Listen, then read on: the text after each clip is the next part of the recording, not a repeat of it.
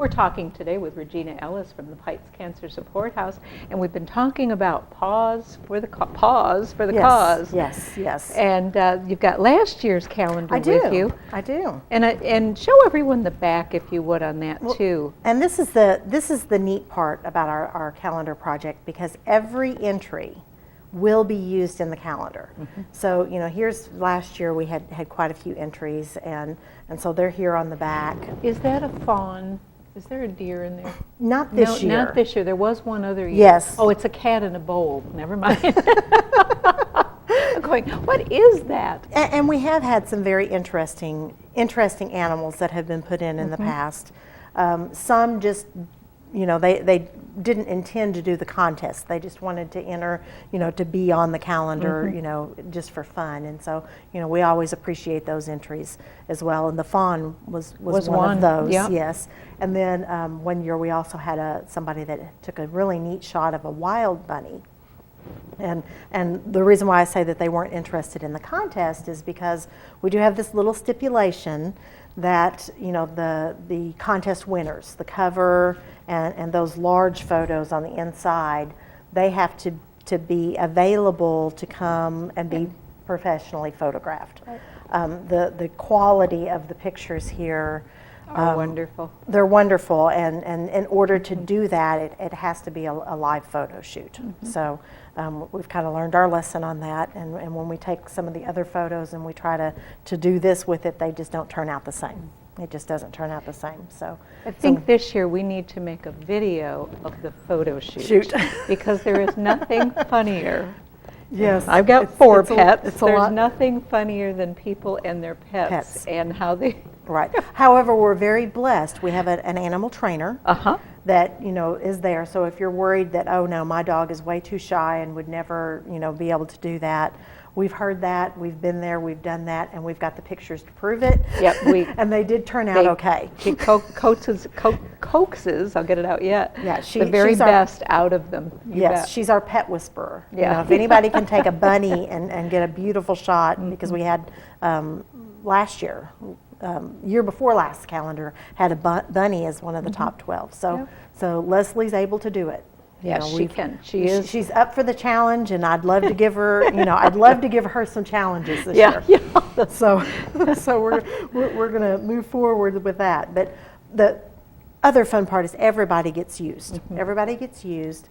The voting determines whether you get into the top 48. So we take 48 pictures of the top 48 vote getters. And nobody knows whose pet they are. No. At this point, they're all done by numbers at the Pikes House.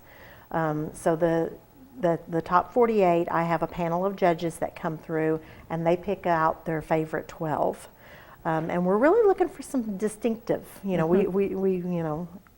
I love Westies and I love Pomeranians, but we don't want all Pomeranians in the top 12. So we'll pick the best photo of smaller dogs, bigger dogs. We try to cats. We try to get a variety. Of course, the year that the bunny got in the top 48, that was almost a shoe-in because we'd never had a bunny before. So I think every judge picked the bunny.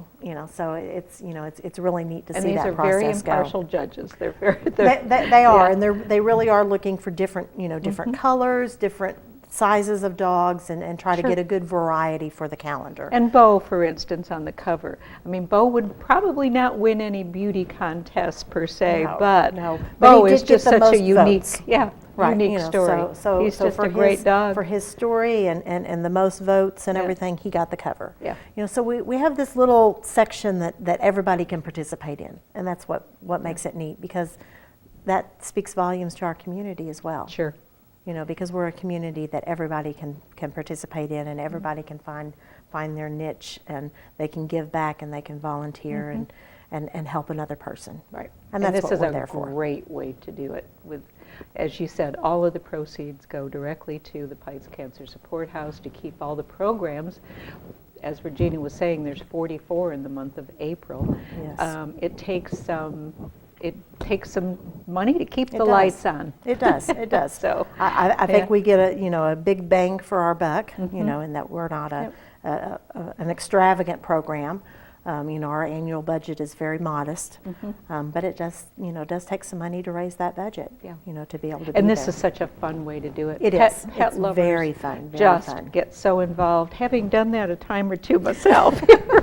And then you call all of your friends, relatives, and anyone that even remotely that you know, and suggest that they vote for your pet. So. Oh, and it's fun, and we do a Facebook photo album. We've done that the past couple of years, so we'll end up putting everybody's photos. And these make great gifts. And they do.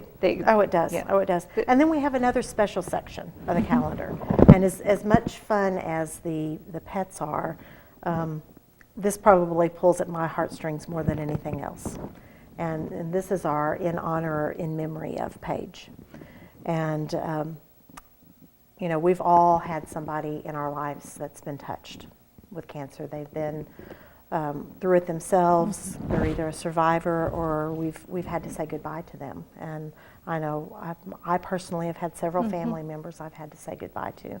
Myself and as well. Every year I do some in honor and in memory of those individuals. And this is a $5 acknowledgement. So yes, it is a fundraiser to the Pites House. But then it also appears in the calendar. You can print, you can buy this, you can keep it as a keepsake. And I've got every year that I've done that, and it's just a little special thing. And, so I've been able to do in memory of my father and my grandmother and my grandfather, and then also in honor of my mother-in-law and my father-in-law. And this year I get to do in honor of my mom. So it's cancer's touched us all a lot, and we definitely understand that at the Pites Cancer Support House. So we encourage you that if you'd like to do an in honor or memory acknowledgement, that you can get the entry form off of the website. You can go to baxterregional.org. You will see a little tab for the Pites Cancer Support House. You click on it, and over on the left-hand side of the screen, you'll see Pause for the Cause.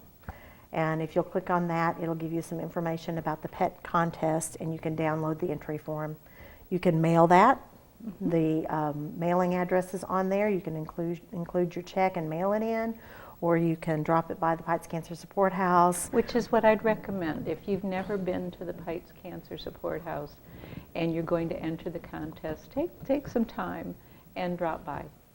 You will not quite believe what you see, but you will feel the moment you walk through the doors, the wonderful, loving, compassionate atmosphere that is the Pites Cancer Support House. How many volunteers do you have now?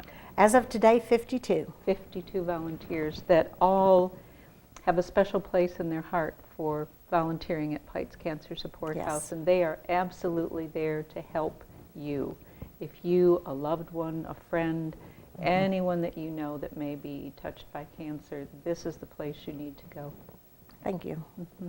And that's really what we want to be for people. Is we want to be family. We want to be your family.